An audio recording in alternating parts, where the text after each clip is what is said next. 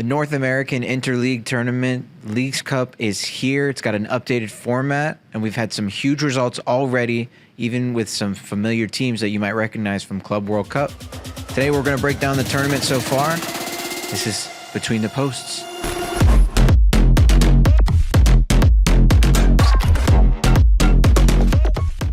Welcome back to Between the Post, Apollo's very own soccer football podcast. I'm Eric. This is my co-host. What up, man? It's Enrique. How's it going? What's going on, Enrique?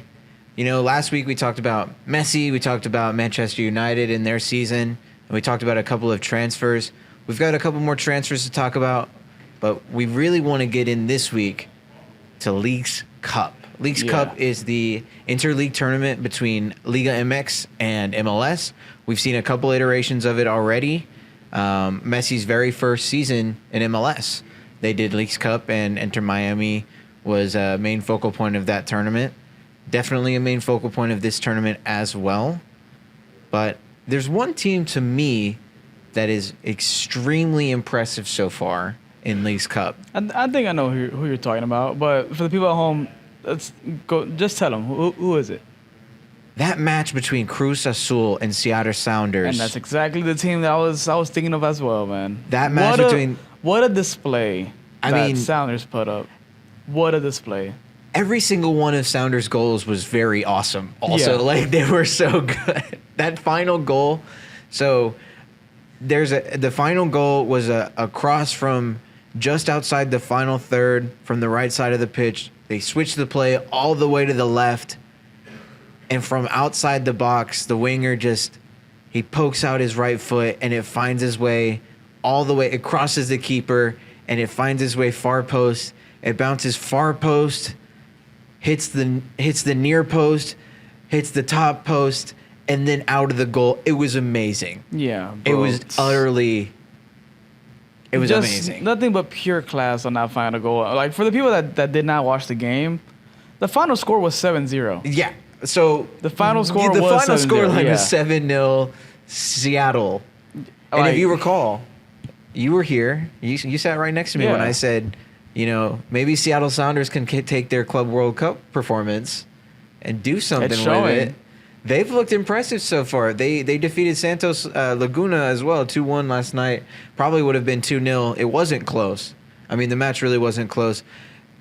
Sounders picked up a red card because the goal scorer had a yellow and he took his shirt off and got his second yellow. Yeah, and I was seeing online about it, it was because of the text on the shirt. It wasn't because of that. Because okay, let's paint the picture. Mm-hmm. Score a goal. You already have a booking on you, and you have something you have. It was a faith related. Don't get me wrong. There's nothing wrong with that. Right. But the message isn't the issue. But the ruling on taking off your shirt is, if you take off your shirt fully, if it goes over your head, it's supposed to be a yellow card. Yeah. And the thing was, he tried to find a loophole. He took it off over him, but he kept on his shoulders, the sleeves on. So it's you do the little overhead, and you have the rest hanging on your back. Right. Yeah. And then even his players saw that. No, put it back on, because there's photos all around where people lift up their shirt all the way, and you see the message, but they don't get bookings. But because it never went over the head.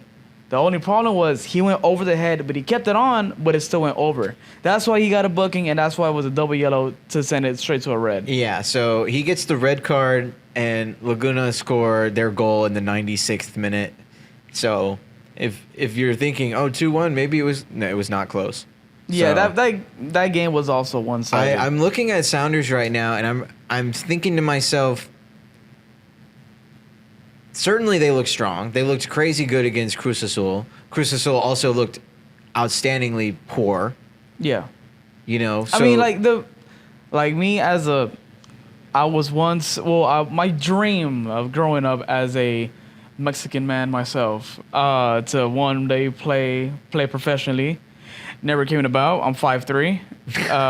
That was for sure never gonna happen. Well, you didn't want to play center back or? Hell no, dude. I'm 5'3". What am I gonna do? So I might as well be up in the front trying to score. I didn't have the conditioning, so the next best thing was goalie. So I was a goalie for a 5'3" little goalie. bit. Yes, exactly. It doesn't make sense either, but hey, I showed up late to tryouts. Okay, I was a middle school goalkeeper. Let's put it at that. Middle school goalkeeper. Yeah, and hey, we went pretty far. I'm like, all right, like knockout stages, we did get knocked out by a controversial call, but that was years ago. So we're just gonna let that slide because every now and then I do put the gloves back on. But going back into the whole match, there was just no effort. The goalkeeper put no effort on that, dude. Like not a single dive on one of those goals that went through. Nothing. There was like poor effort. There's no passion on that, bro. Yeah, that last goal, I think the keeper just stood and watched. Yeah, he's like, you know what? Watched All right, it cross whatever. his face and it's just and found the post. He's like, they put 6 already. What's one more? Yeah, I mean, and that was for a brace as well. They had 6 different goal scorers, so Seattle was putting on a clinic. They looked so good, and so there's some other really great teams that have been performing well in this tournament. We mentioned Miami with 5 points. So before we get into all of that, there's 36 teams competing in the Leagues Cup. Yeah. 18 from Liga MX, 18 from MLS. They have their own separate tables. Each team cut down half. Each team from each league is playing 3 teams from the other league. So one team from MLS is playing 3 Liga MX teams, and one Liga MX team is playing 3 MLS teams. And then the final point total after that, they have their own separate tables. The top 4 from each league, top 4 MLS teams, top 4 Liga MX teams, those top 8 teams will play each other in the quarterfinal. Yeah. In a quarterfinal. Can be somewhat confusing. Draws are determined by penalty kicks. They go straight to penalty kicks. Winner gets 2 points. Loser gets 1. So everybody gets a result. They get a point for a result, but the winner of the draw via penalties gets 2 points. So you're going to see some people in the table with 5 points.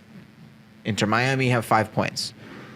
You know, they beat Necaxa 2, or they beat them in penalty kicks. Messi actually gets hurt in that game. Yeah. And they win their first game. So Inter Miami with 5 points total out of 2 games played, they've looked good.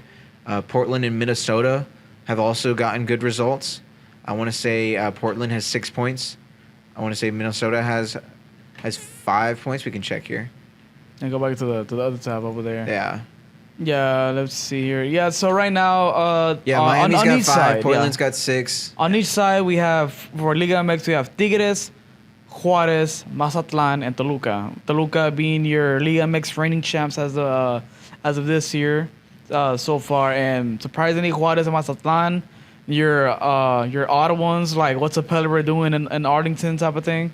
Like they should not be there, but they are. But hey, it's like you mentioned, like me, this format is completely different. Nothing that we've never seen before in past Leagues Cup matches. But I kind of dig it. I'm not gonna lie. Yeah, because it's super interesting. you get the likes of Mazatlan, Juarez, maybe you get like a Dynamo. Like they're not doing like as good in the MLS. But let's say they do good in Leagues Cup. But right now, Dynamo is eliminated because they are in last place for that tournament. And for the MLS side, you have Seattle, Portland, Miami, and Minnesota that are on your top 4. Yeah, and that 4th spot with Minnesota. Minnesota's got 4 points. I mean, we're looking at 6 teams right here with 4 points. The only thing separating them is goal difference. Yeah, and then like underneath them, you have LA Galaxy, Columbus, Orlando, Cincinnati, New York Red Bulls. Like all of those are strong teams. Yeah, Red Bulls had a really good performance because of yesterday. this format, which like now as I'm talking about it and I'm like saying my thoughts out loud, I really love this format. Like this is great. You digging this? Yeah. Yes, I'm digging this a lot because you get like those teams that they don't get the recognition, like the underdogs. Like what if like let's play devil's advocate. What if like you get nothing but an underdog in knockout stages? So now you get your bottom teams that are normally always at the bottom. They get their time to shine. Yeah. I think that's cool. So I think the aim of the tournament itself was to, inspire, competition between Liga MX and MLS. I certainly think that making teams play exclusively teams from the other league is a great way to do that. Yeah. Hey, you're gonna play in a three game group stage, quote unquote, but it's really just a partial round robin where they assign you 3 Liga MX teams and that's who you play. Yeah. And it could be the top half of Liga MX where you have a really strong heavyweight schedule. It could be a mix, maybe 1 heavyweight, middle, and then 1 lightweight. Mm-hmm. Or you could get a cupcake, 3 lightweight Liga MX teams or 3 lightweight MLS teams in the tournament. You hope that's not the case. Yeah. But in the spirit of competition, you hope that that's not the case. But it could happen. So because of that, and this happens in every tournament that has these sort of draws, is a team like Mazatlan takes advantage of a poor Houston Dynamo. All of a sudden, they have 5 points in Liga MX's table. Maybe they sneak in. Right? Yeah. I would say America I would like to see them up there, but they're not doing as good. They're not as hot as different like other years past where they start off hot. They took a stumble. I'm not gonna lie. They took a nasty stumble off the gate. But hey, but I don't see them coming back and like winning. But hey, every single team, we're recording this on August 4th, which is a Monday, and every team has 1 more game. Yeah. So hey, you don't know. Nobody knows. Maybe every single team loses, and then different teams come up on the final day. Yeah, a lot of these teams control their destiny. So like Seattle, Portland, if they win or draw, they're in. If Miami wins or draws, I think Miami's in. So it just, but even then, yeah, even then, it'd like, be cool. I would have to see. None of these teams are going to play each other, so they really don't have to worry about, for example, if Galaxy and Columbus played each other, that would be determinant in whoever won that would actually advance, and whoever loses wouldn't advance. But they don't have to worry about that at all. If both teams win, and Orlando wins, and Cincinnati wins, and Seattle loses, and Portland loses, like there's a lot still to be determined with the table itself. So this third match day is going to be really, really important. It's going to determine who advances in these those top 4 for each league. And there's going to be some snubs. I think we're going to be surprised. I think we're going to see some teams that maybe we thought deserve to move on and advance, not advance. Yeah. So like that third match day, we're gonna have to pay extra close attention so that when we talk about it next week, we can discuss not only the quarterfinal, but we can discuss that third match day and how everything unfolded. All right. Yeah. Well, I think if we're gonna be talking about looking like paying attention like to stuff more clearly as we go forth, I think we owe an apology to the women out there that watched the beautiful game. Of course. Because we mentioned it briefly last week, but we really didn't speak on it enough. Because we were gonna talk about it, and then the Euros finished. We had no idea. Yeah. Cause I think this so this is my biggest issue, and we were talking about it before we started recording today. For Leagues Cup, I didn't know it was gonna happen already. I didn't know. Mm-hmm. There was no advertising, nothing like that. I didn't know, because we're from the Houston area, and my team, America, was playing Minnesota on Saturday. I didn't know about that until a week before. So I didn't plan ahead. I would have gone. I would have canceled everything that I had to do to go watch them play. We do a pretty good job over here of doing our due diligence and doing research and watching and paying attention to the sport as much as we can, even locally. The way that these things are slipping through our nets, How is a casual fan supposed to know about this stuff? Yeah, and I'm not like it's gonna sound bad, but I'm on my phone on the daily because I work in media. Like regardless. Yeah, when you work in media, Yeah. you got to utilize the technology at your disposal in order to message and whatever. But Yeah, like with that being said, we're gonna try to like really, really pay attention to everything that's going on. And on top of that, speaking of what was going on, I think I missed for sure a banger oh, between Brazil and Colombia for the Copa America women's the final. women's final. Oh, I need my everybody to God. stop. Pause the video right now after Don't I pause say the video. Just stop what you're doing. Stop what you're doing. Here's this man. Here's this man talk real quick. This. Brazil versus Colombia in the women's Copa America final was football poetry. It was utter magnificence. I'm so mad I missed it. I'm so mad. I You didn't watch can't it write a live. script any better. I mean, the game was 2-2. Teams going Paint back that- and forth. Paint that picture, Bob Ross. Paint it. It's 2-2. Each team is on their last legs. We're going into the 87th minute. And Brazil goes up. Or The sorry, only reason why I know about it because Sorry. we watched the match highlight. He So, showed me the sorry. match highlights at the end. Colombia goes up 3-2 in the 87th minute. All seems won. There's celebrations happening everywhere. Because you think it's over. Like 87th minute, you think it's done. I mean, like you're kind of thinking, like, how much extra time is there left? like the referee- You're telling the guy that has the engraving thing, hey, Colombia. Get ready, yeah. Colombia's gonna be the winner. Yeah. The official awards 6 minutes extra time. Dude, pops up. 6 minutes. It's the 95th. It's the 96th minute, actually. 95th. It was 95th. I saw it. 95th. I know the 95th would indicate 94 and whatever else time. Yeah. The 96th minute is 95 and whatever else time. Yeah, right. So yeah, it's yeah. the 96th minute. We're moments away from the official blowing his whistle, her whistle, whomever's whistle, and ending the match. Don't worry about it. Just keep going. And This is interesting right here. Brazil ties the game Dude. on a literally a golazo from outside of the box. That goal was a Puskas award-winning banger. They send the ball into the box from the left side. The Colombia player heads it out of the box. The girl on the Brazil team, she lines it up. It was the captain, number 10. I don't She know her lines name. it I up. apologize for that. And she unleashes, and it's low, and it drives into the top corner of the net. It's and like- then literally the death of the match, the 96th minute.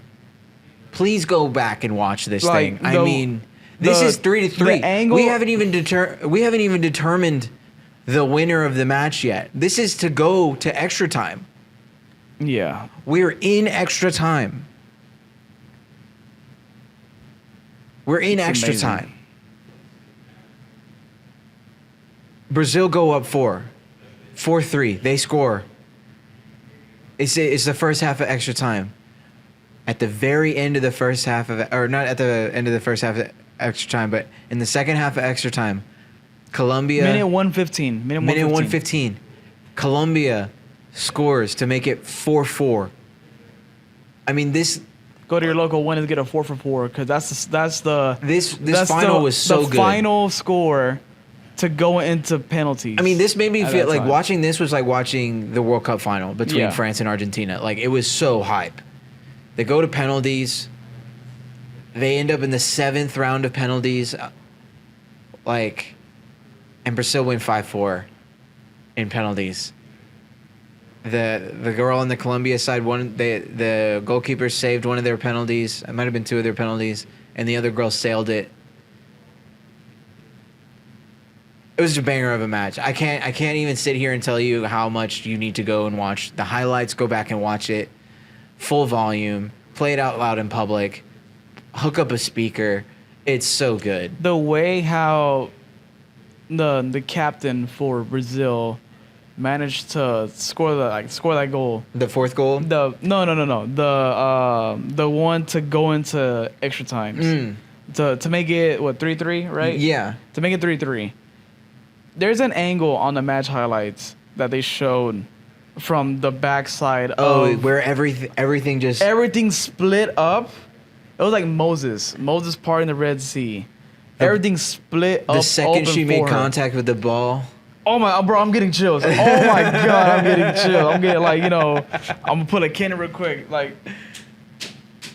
Dude, split open, banger, and it was a low, like you said, low driven, but it curved up. It curled up.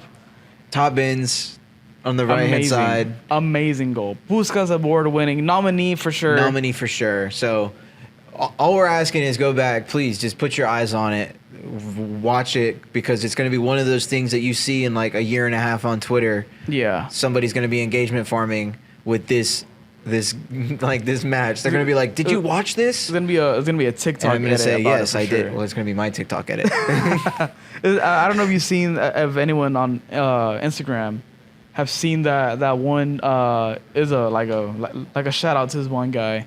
He does he does every sport, but he does like the edits where it's like each goal happens and it's like a meme, like to go with it. I don't know his name, but oh my God, I love that I love that channel so much. You got to find it so I can include yes, it. But he's like in the clip. It's but like he reuses the same memes for every like situation, but it's so funny because it matches the situation that's going on. It's like the memes that he chooses, it's just pure class. Like the last time he did it was for the oh my God, which one was it? He did the Chelsea PSG final for the for the Club World Cup, and it fits so well. It fits so well. If y'all know the guy that I'm talking about, please put him in the comments. Cause I'm gonna sit down when I get home tonight and like look for it, because this guy needs some recognition. Like there's a lot of people that like in the comments of his posts like, wow, like this really made me watch soccer. This really like there's no way. Yes, because like the way how he engaged, like, cause like I'm not gonna lie, our attention span has gone down a lot as years went on. But like the way how he managed to bring it all together with that, like it was great. I'll say this: I'm a huge fan of all American sports, basketball, football, baseball. Huge baseball fan, huge football fan. Really love basketball as well. Nothing has me glued to a TV more than soccer ever. Yeah. I sit here and I watch for 45 minutes, and then I go to halftime and I turn it off, because why would I want to listen to y'all talk? And then I turn it back on when the game starts again. For 45 minutes plus. Like, there's really nothing like it. You're just glued. Yeah. You're just glued because you're like, I get it. The ball might be, in your own third, and you might be, just kicking it back between your center backs, but you're just like, you're watching it unfold in your head. You're like, yes, they're playing through the back. Yes. Like, yes. Like, if you think, like, there's a lot of people like, oh, like, guys are just kicking the ball around. Like, it's boring. It's because you're probably watching the wrong game. Well, you're probably also not that engaged with your team's tactic, if I'm being honest, because every football fan is really concerned about their team's tactic. And when they're just mucking about and just kicking the ball around, you're like, what are you doing? But when you know the plan and like, all right, they're trying to bring the other team out, trying to get them to press forward, trying to get them to, leave a little bit of space in behind. Yeah. You start to understand the game a lot more when you really just shut up and watch. Yeah. So, great point you brought up there. Do you need to find out what that guy's account is? Yes, I am. I am going to find it. I am going to find it. I'm going to send it to you. And if I do find it, you know what? I'm going to do everyone a favor. I'm going to put them in the comments of the YouTube video. Good. So y'all can go out and check them out. Show them some love. This is not a plug or nothing like that. But it's something like it's an account that I really do. That you like. Yeah, I really love this account. So we're boosting it. And yes, I'm a boost it for him, because that shows some love right there. Yeah. Just some quick housekeeping things before we get up on out of here. I did want to mention that Messi got hurt I know we talked about it a little bit earlier. Yeah. Messi got hurt in that Necaxa match. He had 6 braces in his last 7 MLS appearances. Yeah. Prior to this tournament, that's pretty big for them. If he's gonna, I know they said that it's not a super major injury, but if that affects him going forward, and we talked about a lot last week, his suspension from that game with Cincinnati. Cincinnati also performing well in Leagues Cup. But that game against Cincinnati in which he and Jordi Alba were suspended, news came out not that many days later that he intends to re-sign with Miami. And we had contemplated whether or not he would actually re-sign with Miami. So do you have any thoughts about him re-signing in Miami and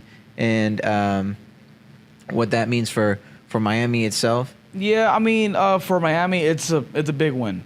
Because potentially they could have, Yeah, as because I think it's too good of a deal for Messi to leave. It's like his family loves it here. Like he loves it here. The tax breaks here in the U.S. and in Florida in general, it's like too good to pass up. The deal in general with Miami is good, and then the deal that he made with Beckham. It's also good because keep in mind, the ownership group. Yes, because you're getting money through Apple also, and you're getting money through all the teams from MLS. Yeah. So I think it's, and then once you leave and you retire, you get a stake in Miami, or I think it was don't quote me on this. Like you get a chance to like become a owner of your own club of your choosing. Oh yeah, I think that was there was some sort of sweetheart deal like that. Don't quote me on it, but that's what I'm remembering. Messi's contract details are always because it was it was either him going to Al Hilal or going to Miami, but Al Hilal only threw money at him. With Miami, they gave him TV rights. Yeah, you have like investment opportunities. Yeah. And I think that, like, I was very happy for him to come to Miami. Not because, like, it's a chance for us to see him, but because it's going to impact him more. Yes, you can go to Saudi, you can get even richer and become, like, a mega billionaire over there. But I don't think you come over here. I don't think if Messi moved to the Saudi League, anybody would care. Like, nobody's watching Saudi League. I mean, I don't even have a chance to watch Saudi League. I don't think Ronaldo made people watch Saudi League. I think it was because I mean, it didn't move the needle for me at all. Yeah, it didn't. Because I can't even watch it regardless.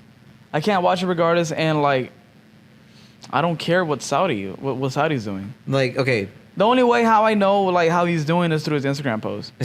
That's it. Or like if somebody we posts finished like, second again. get in there. Like some like I gotta. But obviously click on the translate button. we saw Al Hilal is really good. So. Yeah, but then they just added Joao Felix to the team, and then the way speaking of Joao Felix that he's getting added on, going back to the whole Messi contract. I don't know what's up with MLS getting all this money. Because we hinted it of possibly happening, and it actually did. Son is moving to LAFC. Yeah, so for a record of it's like 18 million, 15 and 15 and 3. I just saw it right here. 15 million and 3 million add-ons. Something like that. 26 million. 26. A record-breaking 26 million. Well, LAFC, yeah. Yeah, LAFC. LAFC are capable.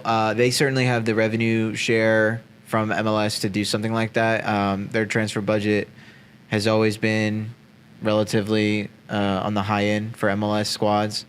That's going to be so big for the LA market. Yes. Son, the face of South Korean soccer, football, the face of Tottenham Hotspur for many years now. It was a decade. It was with Tottenham Hotspur. Their golden boy with years. Harry Kane. Is it 12 years a decade? 10. 10. My bad. Yeah. For a full 10 years, final season with Spurs, finally wins a trophy, and then I think that's a way to end it off. I mean, it's not going to get better. Yeah, end it off with a trophy with Spurs. Now you know what? It's time for me to go. Yeah. And I think for everything that Son has done, for Spurs, I think it's a classy move for them to let him go. Yeah. And so they let their club legend go. he signs with LAFC. LAFC having a disappointing season so far. Yeah. They And get I'm- Son. Yeah. They get real star power back in the building. I'm sure the fan base is excited. I'm excited to see him play for LAFC. I think we're going to have... We talked about... I don't know if we talked about, but there was definitely rumor of Ronaldo before he re-signed his contract of signing for LAFC or LA Galaxy, one of the two. And they talked about an East versus West Coast Messi versus Ronaldo rivalry. I don't think it'll be a rivalry so much as we have two bona fide worldwide superstars on each coast. And, you have Marco Reus, but I think Son brings a different level of stardom. Yeah, it's like saying it's not a, like the way how you mentioned it, it's not a rivalry, because Real Madrid and Barcelona was a rivalry. Of course, because you so have when they played against each other, years upon years building up. like that. 26 or something El Clásicos. Yeah, and then if you put,